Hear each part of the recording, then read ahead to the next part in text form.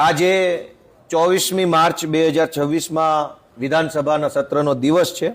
આજે રાજ્યના નાણામંત્રીશ્રીએ વિનિયોગ વિધેયક રજૂ કર્યું, ગુજરાત સરકારના બજેટનું વિધેયક. અને એ વિધેયક ઉપર મેં મારો મુદ્દો રજૂ કરતા ગુજરાતની સેવા, સુરક્ષા, સલામતી, કાયદો અને વ્યવસ્થાની બાબતને સંભાળતા આપણા ગુજરાતના હોનહાર હોમગાર્ડ અને જીઆરડીના જવાનો વિશે આજે મેં સરકારનું ધ્યાન દોરવા માટે રજૂઆત કરી હતી.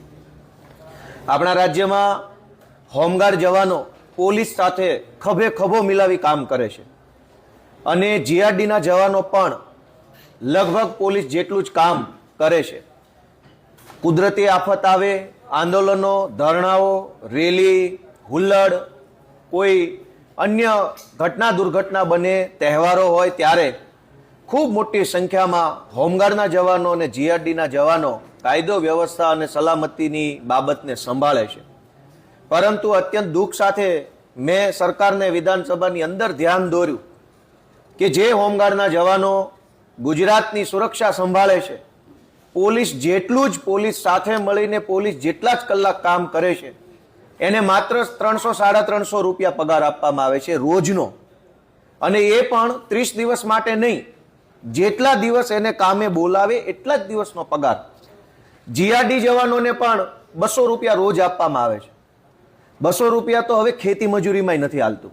ખેતી મજૂરી જેવી કામ કરવાનું હોય એમાં પણ 500-600 રૂપિયા રોજ આપવામાં આવે છે રોજી રોટી માટે.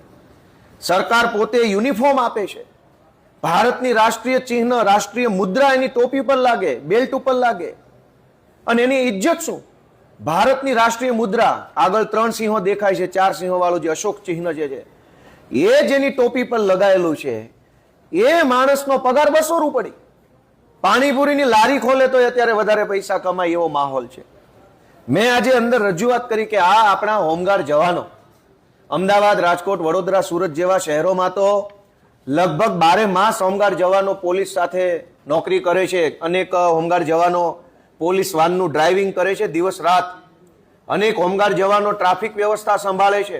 આખો દિવસ ધુમાડો લેવાનો, કર્કશ હોર્નના અવાજો કાનમાં જાય, એટલી બધી શારીરિક યાતનાઓ ભોગવીને પણ હોમગાર્ડ જવાનો જ્યારે રાજ્યની વ્યવસ્થા સંભાળે છે ત્યારે આ હોમગાર્ડ અને જીઆરડીના જવાનોને પૂરો પગાર મળવો જોઈએ એવી રજૂઆત મેં વિધાનસભાના અંદર સરકારને કરી. મેં એક બીજી પણ એવી રજૂઆત કરી કે હોમગાર્ડની અંદર જે કમાન્ડન્ટ આવે છે, આ તમામ કમાન્ડન્ટોની રાજકીય નિમણૂક થાય છે. ખાસ કરીને ભાજપ પક્ષની અંદર હોદ્દો ધરાવતા હોય અથવા ભાજપની આગળ પાછળ ફરતા હોય એવા માણસોને કમાન્ડન્ટ બનાવવામાં આવે છે. અને પછી આ કમાન્ડન્ટો હાજરી પૂરવાના પૈસા માગે, રજા આપવાના પૈસા માગે, નોકરી ઉપર વધુ દિવસો ભરવાના પૈસા માગે.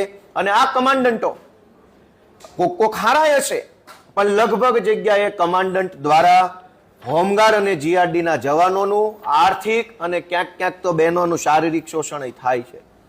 એટલે મેં 2 રજૂઆત સરકારશ્રી સામે કરી કે આપણા રાજ્યની સુરક્ષા સલામતી સંભાળતા પોલીસ જેવું જ પોલીસ સાથે રહીને પોલીસ જેટલા જ કલાક કામ કરતા અશોક ચિહ્ન જેની ટોપી પર લાગેલું છે એવા હોમગાર્ડ જવાનોને તમે પૂરો પગાર આપો અને કમાન્ડન્ટોનો રાજકીય હસ્તક્ષેપ દૂર કરો. તો હવે ગુજરાતની સરકારે વિધાનસભાના ગૃહની અંદર જે જવાબ આપ્યો એ સાંભળવા જેવો છે. મને અત્યંત દુઃખ લાગ્યું. મારે તો ગુજરાતભરના સૌ હોમગાર્ડ જવાનોને વિનંતી કરવી છે, સાંભળજો અંદર હું જવાબ આપ્યો. સરકારે એમ કીધું કે આ હોમગાર્ડના અને જીઆરડીના જવાનો છે એ નોકરી નથી કરતા, સ્વૈચ્છિક સેવા કરે છે. 5 વખત આ શબ્દ બોલાયો અંદર કે આ લોકો સ્વૈચ્છિક સેવા એટલે કે સામે ચાલીને પોતાની મરજીથી આ નોકરી કરવા આવે છે, અમે નથી રાખ્યા. બીજું એમ પણ કીધું કે આ લોકો બીજી નોકરી કરતા હોય છે, એ નોકરીમાંથી નોકરી પૂરી કરીને પછી જે સમય આવે એમાં હોમગાર્ડ ને જીઆરડી નો યુનિફોર્મ પહેરે છે. હવે અમે તો ક્યાંય એવા જોયા નહીં. હું પોતે અમદાવાદ પોલીસમાં હતો. અનેક મિત્રોએ હોમગાર્ડની નોકરીના પગારથી ઘર પરિવાર નથી ચાલતો એટલે રિક્ષા ચલાવવી પડે છે. રિક્ષા ચલાવતા જોયા છે. અશોક ચિહ્ન જેના બેલ્ટ ઉપર લાગ્યું છે, માણસ રિક્ષા ચલાવશે? તો સરકારે એવો જવાબ આપ્યો કે આ નોકરી નથી, આ તો સ્વૈચ્છિક સેવા છે. પછી એવું પણ કીધું કે એ લોકો સમાજ સેવાનું કામ કરી રહ્યા છે, દેશ સેવાનું કામ કરી રહ્યા છે. તો દેશ સેવા ખાલી હોમગાર્ડો જ કરશે? ધારાસભ્યો, સાંસદ સભ્યો, મુખ્યમંત્રી નહીં કરે? દેશ સેવા તો બધાની જવાબદારી છે. તો હોમગાર્ડનો પગાર 200 રૂપિયા, ધારાસભ્યોનો પગાર 1.25 લાખ કેમ? એક બાજુ ગૃહમાં સમાન નાગરિક સંહિતાની મોટી મોટી ફિલોસોફી કરે છે સરકાર, તો હોમગાર્ડને દેશ સેવા કરવાનો પગાર 200 રૂપિયા, ધારાસભ્યને દેશ સેવા કરવાનો પગાર 1.25 લાખ રૂપિયા, મામલતદારને દેશ સેવા કરવાનો પગાર 1 લાખ રૂપિયા. આવું કેવું? યુસીસી ના નામે નાટક નખરા કરનારા ભાજપના લોકોના મોઢા પર આ તમાચો છે. આજે જે ચર્ચા થઈ કે તમે હોમગાર્ડ જવાનોનું શોષણ કરો છો, એને લૂંટી લ્યો છો, એનો પરિવારનું પણ ભરણ પોષણ ન થાય એવું હાવ મામૂલી 200 રૂપિયાનું વેતન આપો છો, અને ઉપરથી એમ કહો છો કે આ લોકો સમાજ સેવા કરે છે, સ્વૈચ્છિક આવેલા છે. સ્વૈચ્છિક શબ્દ વારંવાર બોલાયો અંદર. સ્વૈચ્છિક કોણ આવે ભાઈ? પૂરો પગાર એને કંઈક બીજી નોકરી મળતો હોય તો શું કામ હોમગાર્ડની નોકરી કરીને 200 રૂપિયા માટે ધુમાડો ખાય આખો દિવસ? નથી ક્યાંય કમાણીની વ્યવસ્થા, એટલે લાચારી વશ હોમગાર્ડમાં કદાચ આવે તો તમે ત્યાં એનું શોષણ કરો છો. એટલે આજે ગુજરાતના હોમગાર્ડ જવાનો અને જીઆરડી જવાનોને પૂરો પગાર આપવામાં આવે એવી મેં રજૂઆત કરી છે. ગોપાલભાઈ, તો લાગે છે 200 મળે છે અત્યારે, કેટલા મળવા જોઈએ જીઆરડી અને હોમગાર્ડ? સરકારે લઘુત્તમ વેતનનો કાયદો ઓલરેડી બનાવ્યો જ છે ભારતની સરકારે, અને એ લઘુત્તમ વેતનના કાયદા પ્રમાણે એક દિવસના ઓછામાં ઓછા કેટલા રૂપિયા મળવા જોઈએ એની ગણતરીનું કેલ્ક્યુલેશન ચાર્ટ પણ સરકારે બનાવ્યો છે. 200 રૂપિયામાં તો આજકાલ શું આવે છે? એક સારા સિનેમાની ટિકિટ 200માં નથી આવતી. 200 રૂપિયામાં તો અહીંયા અમદાવાદથી વિસાવદર નથી જઈ શકાતું. તો 200 રૂપિયા જેવી રકમ માટે થઈ તમે યુનિફોર્મ પહેરેલા માણસને અપમાનિત કરો, એનું ગૌરવ હણાય, સ્વાભિમાન હણાય, એ માણસ સન્માન સાથે ન જીવી શકે એવી લાચારીમાં ન મૂકવા જોઈએ. અને પાછું એવું કીધું, તમે સમજો કે આ લોકો સમાજ સેવા કરે છે, દેશ સેવાનું કામ કરે છે, સ્વૈચ્છિક સેવા આપે છે. આવું કહેવામાં આવ્યું. સ્વૈચ્છિક સેવા હોમગાર્ડ આપશે તો કેબિનેટ મંત્રી પણ સ્વૈચ્છિક સેવા આપે ને આખા ભાજપના તમામ ધારાસભ્યો લખીને આપી દે પગાર નથી જોતો, અમે દેશ સેવા કરીએ. તમારે આખા પડીકા ખાઈ જવા છે અને હોમગાર્ડો પાસે દેશ સેવા કરાવી છે. તો આજે મેં કીધું ભાઈ હોમગાર્ડ 200 રૂપિયામાં દેશ સેવા કરી શકતો હોય તો ભાજપના તમામ ધારાસભ્યો 150 રૂપિયામાં દેશ સેવા કરે. આજે લખીને આપી દે વિધાનસભાના અધ્યક્ષને ભાજપના તમામ ધારાસભ્યો કે અમને 150 રૂપિયા મહિને આપજો. તમારે હોય એટલું બધું ખાઈ જવું છે અને દેશના રાજ્યના નાગરિકને લૂંટવા છે, અને વાતો પાછા સમાન કાયદાની કરવી છે. આમાં ક્યાં સમાનતા આવી? એક પોલીસ કોન્સ્ટેબલ અને એક હોમગાર્ડ એક જ ડ્યુટી પોઈન્ટ ઉપર કામ કરતા હોય છે, બંને આખો સરખું કામ કરે છે. અમદાવાદના અનેક ટ્રાફિક પોઈન્ટ ઉપર, પોલીસ ચોકીઓમાં હોમગાર્ડ અને કોન્સ્ટેબલ એક સરખું કામ કરે છે. કલાકો એક સરખી, કામ એક સરખું, મહેનત એક સરખી, બળ બુદ્ધિ વાપરવાનું એક સરખું.